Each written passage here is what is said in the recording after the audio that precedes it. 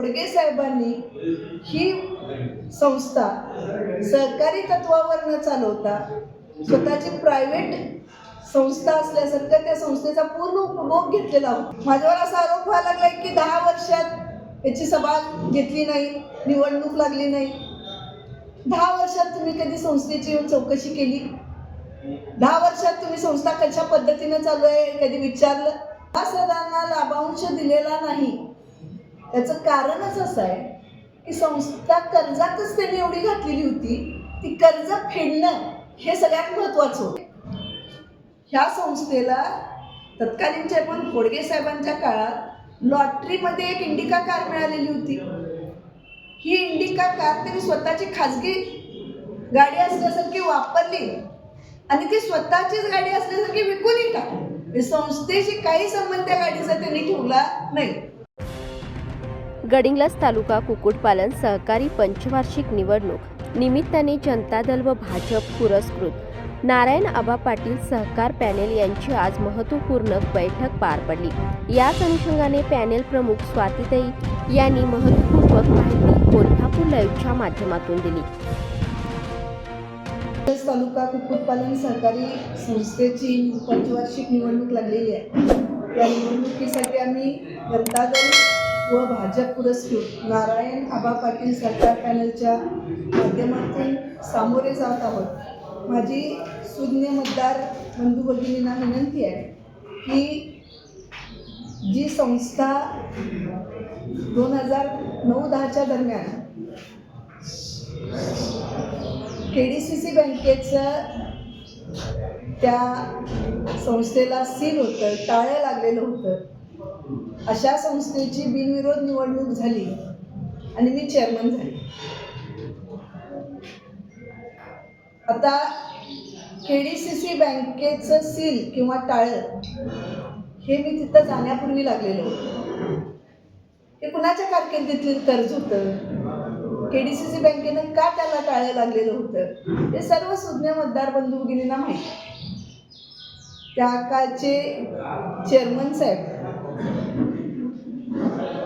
खोडके साहेबांनी संस्था पूर्ण डबघाईला आणली, मोडीत काढली. फक्त त्याच्यावरचे पत्रे शिल्लक ठेवलेले होते. निवडणूक झाल्यानंतर माझ्याबरोबर तत्कालीन संचालक जे होते ते तुंडग्याचे अशोकांना पाटील, भडगावचे सिद्धप्पांना बंदी साहेब, ह्या सर्व त्या काळच्या संचालकांच्या बरोबर तेही निवडून आलेले होते. पण कर्जाचा बोजा इतका त्यांनी वाढवून ठेवलेला होता की या तत्कालीन संचालकांना त्यांनी अजिबात त्या काळात सहकार्य केलं नाही. कितीतरी संस्थांची देणी करून ठेवली, कामगारांचे पगार अडवून ठेवलेले होते, कर्ज भरलेली नव्हती. अशा परिस्थितीत ह्या संस्थेला KDCC बँकेनं सील ठोकलं, टाळा लावला आणि मग जेव्हा 2009-10ला पुन्हा त्या संस्थेची बिनविरोध निवडणूक झाली तेव्हा मी माझ्याबरोबर मग सिद्धप्पांना बंदी असतील, अशोकांना पाटील असतील, महागावचे व्यंकटराव कलाल साहेब असतील, भाऊदादा कोकीतकर असतील, हिंदूराव नौकुडकर सर, हे सगळे आम्ही निवडून आलो. आणि अशोकांनांच्या माध्यमातून आणि सिद्धप्पांना बंदींच्या माध्यमातून त्या संस्थेची वस्तुस्थिती जेव्हा लक्षात आली तेव्हा खोडके साहेबांनी ही संस्था सहकारी तत्वावर न चालवता स्वतःची प्रायव्हेट संस्था असल्यासारखं त्या संस्थेचा पूर्ण उपभोग घेतलेला होता. पूर्ण मोडकळी सांगलेली होती. आणि मग आम्ही सगळ्यांनी मिळून पहिल्यांदा त्या KDCCचे पैसे भरले, त्याचं सील काढलं आणि ती संस्था चालू केली. संस्था चालू केल्यानंतर आम्ही ती चालवायला दिली. वस्तुस्थिती कारण एवढं कर्ज भरणं आमच्यासाठी शक्य नव्हतं. कर्ज पूर्ण आम्ही त्या संस्थेचं फेडलं. एवढ्या वर्षात आज संस्थेवर कुठल्याही 1 रुपयाचं कर्ज शिल्लक राहिलेलं नाही. NCDCचं कर्ज होतं, शासनाचं हे भाग भांडवल होतं, हे सगळं आज फेडलेलं आहे. आज त्या संस्थेवर ना सरकारी कुठलं देणं आहे ना कुठल्या बँकेचं देणं आहे. पूर्ण देणी फेडलेली आहे. माझ्यावर असा आरोप व्हायला लागलाय की 10 वर्षात याची सभा घेतली नाही, निवडणूक लागली नाही. 10 वर्षात तुम्ही कधी संस्थेची येऊन चौकशी केली? 10 वर्षात तुम्ही संस्था कशा पद्धतीनं चालू आहे कधी विचारलं? कधी तुम्ही संस्थेवर आला? संस्था जेव्हा कर्जात बुडालेली होती तेव्हा तुम्हाला त्या संस्थेशी काहीही देणं घेणं नव्हतं. आणि मात्र आता पूर्ण कर्ज फेडल्यानंतर आता संस्था जेव्हा चांगल्या पद्धतीनं सुरू आहे, 44,000 पक्षी आज तिथं आहे, दिवसाला 14,000 अंड्यांचं उत्पादन व्हायला लागलेलं आहे.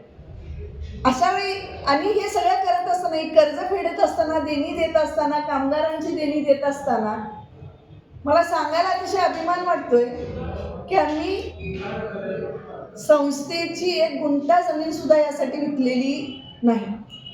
प्रॉपर्टी आहे तशी अबाधित ठेवून सगळी संस्था कर्जमुक्त केली आणि ज्यांनी कर्जात घातली ते मात्र आज आरोप करायला पुढे आलेले आहेत. ताई, त्यांच्याकडून अजून एक आरोप होत आहे की सभासदांना आतापर्यंत काही लाभांश भेटला नाही. यावर तुमचं काय म्हणणं आहे? सभासदांना लाभांश दिलेला नाही याचं कारणच असं आहे की संस्था कर्जातच त्यांनी एवढी घातलेली होती, ती कर्ज फेडणं हे सगळ्यात महत्त्वाचं होतं. आम्ही आतापर्यंत त्यांची कर्ज फेडून सगळी संस्था नील केली आणि त्यामुळे आम्ही अंडी कोंबडी देऊ शकलेलो नाही. पण आता मात्र संस्थेची पूर्ण कर्ज नील झालेली आहेत. आता सभासदांना अंडी आणि कोंबडी द्यायला कुठलीच अडचण असणार नाही आहे. आम्ही सुद्धा सांगितलंय की एवढ्या वर्षात आम्ही सगळी देणी दिलेली आहे. काही त्यांची अजून थकीत, काही व्यापाऱ्यांची देणी द्यायची आहे, काही संस्थांची देणी द्यायची आहे. पण हे सगळं करत असताना आम्हाला प्रामाणिकपणे ही देणी देऊन सभासदांना अंडी आणि कोंबड्या द्यायच्या आहेत. ताई, ज्यावेळी संस्था संकटात होती त्यावेळी हे जे पॅनल केलेले आहेत त्यांनी कोणी आपल्याला मदत केली होती काय? संस्था संकटात ज्यांनी घातली ते कशा मदत करतील? ते नामानिराळे राहिले. ज्यांनी संस्था खोडके साहेबांनी तोट्यात घातली त्याच्यानंतर ते फिरकले सुद्धा नव्हते. ते कधी फिरकले? जेव्हा पूर्ण कर्ज नील झाल्यानंतर ते संस्थेकडे फिरकले. म्हणजे मला वस्तुस्थिती माहीत नव्हती. मी जेव्हा ह्या निवडणुकीच्या निमित्तानं तालुक्यात फिरायला लागले तेव्हा बऱ्याच धक्कादायक गोष्टी समोर आल्या. म्हणजे ह्या संस्थेला तत्कालीनच्या पण खोडके साहेबांच्या काळात लॉटरीमध्ये एक इंडिका कार मिळालेली होती. ही इंडिका कार त्यांनी स्वतःची खाजगी गाडी असल्यासारखी वापरली आणि ती स्वतःचीच गाडी असल्यासारखी विकूनही टाकली. संस्थेशी काही संबंध त्या गाडीचा त्यांनी ठेवला नाही. आता याला काय म्हणायचं सांगा? 300 क्विंटल तांदूळ सरकारकडनं आलेलं होतं त्या काळात आणि हे 300 क्विंटल तांदूळ परस्पर विकलं गेलं. अंडी परस्पर विकली जात होती, कोंबड्या परस्पर विकल्या जात होत्या. हा तोटा झालाय कशामुळे? एका माणसानं ही संस्था स्वतःची प्रॉपर्टी असल्यासारखी वापरली, त्यामुळेच एवढी तोट्यात संस्था गेली, एवढी कर्ज त्या संस्थेवर झाली. हे सगळ्या त्या काळच्या जुन्या सभासदांना आणि त्यांच्याबरोबर काम केलेल्या लोकांना याची जाणीव आहे, कल्पना आहे. त्यामुळे हे सगळे जुने लोक सुद्धा, मला विश्वास आहे की होडगे साहेबांच्या कारभाराला वैतागलेले होते. मग ते तांदळाची विक्री असेल, अंड्यांची विक्री असेल किंवा जी लागलेली संस्थेला लॉटरी, संस्था ज्यांच्याकडनं खाते घेत होती त्यांनी लॉटरीमध्ये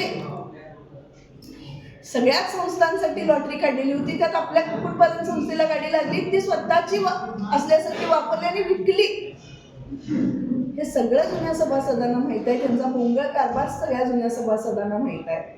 त्यामुळं जुने सभासद सुद्धा आम्ही चालवलेल्या चांगल्या कारभारावर त्यांचा विश्वास आहे आणि ते आमच्याबरोबरच आहेत, हा मला ठाम विश्वास आहे. संस्था कर्जातून बाहेर काढण्यासाठी अशोकांना पाटील असतील, सिद्धप्पांना बंदी असतील, भाऊदादा कोकीतकर असतील, मी स्वतः इंदुराव नोकुडकर सर, आम्ही सगळ्यांनी या संस्थेत आमचे पैसे लावले आणि वैयक्तिक पैसे लावून ही संस्था सुरळीत चालावी यासाठी प्रयत्न केले. खोडगे साहेबांनी कर्जाचा डोंगर केला. आमचे पैसे लावून ही संस्था कर्जातनं बाहेर काढण्यासाठी प्रयत्न केलेले आहेत. हे सुद्धा इथं महत्त्वाचं आहे, हे लक्षात घेतलं पाहिजे. म्हणजे यात मी किंवा माझ्याबरोबर आत्तापर्यंत असलेले संचालक मंडळ अतिशय निरपेक्षपणे प्रामाणिकपणे काम करून ही संस्था कर्जातनं बाहेर काढण्यासाठी आम्ही प्रयत्न केले. बंद पडलेली संस्था जी KDCCनं सील लावलेलं, टाळा लावलेली संस्था, आज त्या संस्थेचं सील काढलं. ती संस्था सुरळीतपणे मार्गावर आणली. संस्थेची स्वतःची कुठलीही प्रॉपर्टी यासाठी आम्हाला विकावी लागली नाही. आज जे शेड आहेत ते सगळे सुस्थितीतले शेड आहेत. 44,000 पक्षी तिथं आहेत. दररोज 14,000 अंड्यांचं उत्पादन तिथं व्हायला लागलेलं आहे. मला खात्री आहे की या बळावर जी काय राहिलेली व्यापाऱ्यांची देणी आहे किंवा संस्थांनी ठेवलेली ठेव आहे ती सुद्धा आम्ही परत करणार आहोत.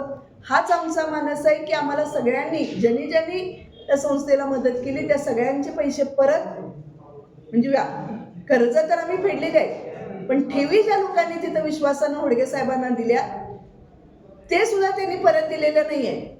आमच्या काळात ज्याने आम्हाला पैसे दिले त्या सगळ्यांचे पैसे आम्ही परत दिले, पण त्यांनी कुणाचेच पैसे परत दिले नव्हते. मी अतिशय जबाबदारीनं सांगते की या सगळ्या संस्थांची ठेवी आम्ही परत देणार आहे आणि सभासदांना जे अपेक्षित लाभांश आहे, अंडे असतील किंवा कोंबडे असतील, ते सुद्धा देण्याचा आमचा मानस आहे आणि आम्ही हे पूर्ण करणार याची सभासदांना जाणीव आहे.